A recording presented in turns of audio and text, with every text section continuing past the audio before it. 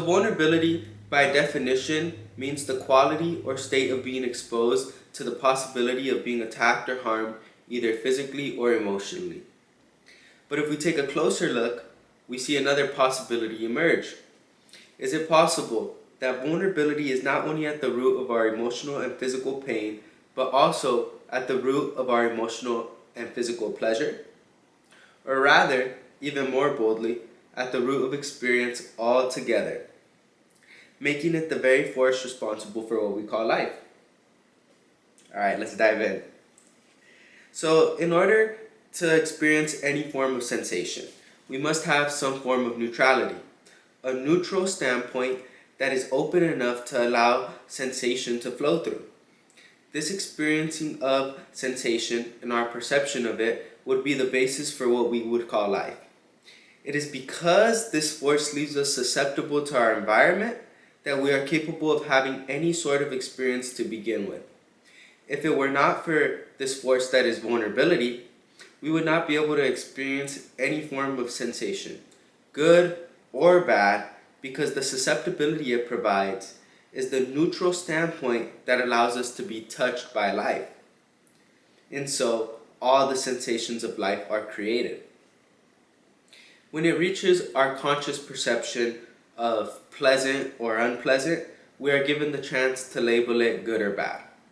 Although as for vulnerability, as a force in and of itself, it remains neutral. We are just as capable of being caressed as we are of being punched.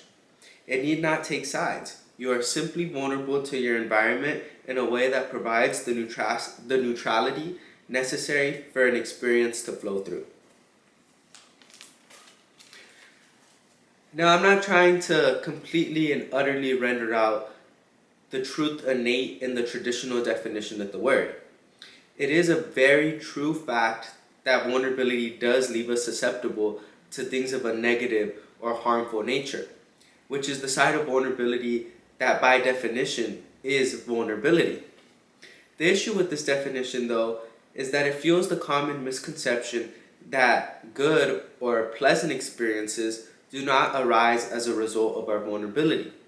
Although, as I previously explained, this is not the case. It is in fact because we are vulnerable that we can have any form of experience, one that harms us or one that heals us, a good one or a bad one. Once again, we are just as capable of experiencing the healing effects of love as we are of experiencing the detrimental effects of heartbreak. Our vulnerability is at the root of both. We are not in this experience exclusively vulnerable to only things of a detrimental nature. This is where our typical associations and definition of vulnerability is mistaken, or at least fails to acknowledge the bias of its disposition. Now, I do not expect you to accept such a bold claim so willingly. After all, we typically give the blame to vulnerability whenever we experience something unpleasant, because it tends to leave a stronger stench than, say, of something pleasant. In areas where a pleasant experience leaves us lighter, we take it for a whim because it feels like one, while unpleasant experiences leave their mark, leaving us feel heavier, because they are, in nature, denser, heavier. Naturally, we more easily feel or register the weight of the heavier experience. And because the nature of pain is dense, while the nature of love is light, it can create a skewed and yet honest misconception about vulnerability. And so vulnerability gets all the blame when our girlfriend or boyfriend leaves us, and none of the praise when they come into our life. We blame it for our heartbreak and forget about it for our heart full.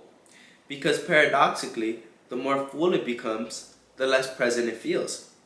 We don't feel very vulnerable, at risk, or susceptible in a loving environment, although we are, just instead to love, which is lighter by nature. And so our vulnerability seems to dissipate with its lightness.